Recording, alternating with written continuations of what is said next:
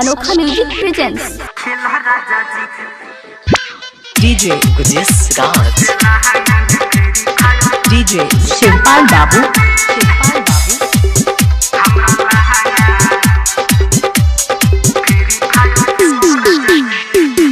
कहियो न सटी के सुतेला राजा जी, सुतेला राजा जी। कहियो न सटी के सुतेला राजा जी, सुतेला राजा जी। हमरा लहंगा घुस के लहंगा में फ्री फायर खेला राजा जी, घुस के लहंगा में फ्री फायर खेला राजा जी। कहियो न सटे के सुतेला राजा जी, सुतेला राजा जी। कहियो न सटे के सुतेला राजा जी, सुतेला राजा जी। हमरा लहंगा घुस के लहंगा में फ्री फायर खेला राजा जी, घुस के लहंगा में फ्री फायर खेला राजा जी।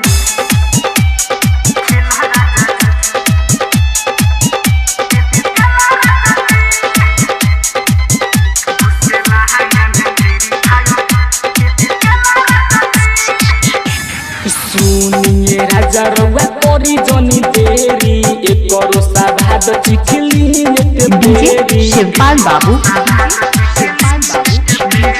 सुनिए राजा रउआ करी जनी देरी, एक करोसा भाद चिखली एक बेरी। कहला पका है तू रुसेला राजा जी, रुसेला राजा जी।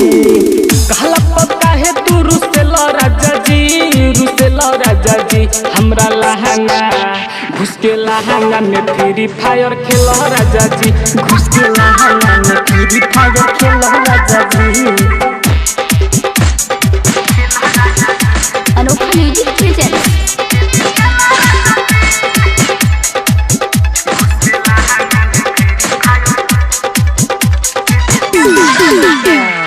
डीजे गुजिस राज, डीजे गुजिस राज। राइटर एक रामुल पिया सीख ल तू रहो, आरो जे दीवाना काहे भागो तारो दूर हो। राइटर राजू राजा सीखल तुलू रहो, बीसु दीवाना काहे भागता दूर हो। काहे ना बात तू बुझेल राजा जी, बुझेल राजा जी। काहे न बात तू बुझेल राजा जी, बुझेल राजा जी। हमरा लहंगा घुस के लहंगा में फ्री फायर खेला राजा जी, घुस के लहंगा में फ्री फायर खेला राजा जी, घुस के लहंगा में फ्री फायर खेला राजा जी। कहियो न सटे के सुतेला राजा जी, सुतेला राजा जी। कहियो न सटे के सुतेला राजा जी, सुतेला राजा जी।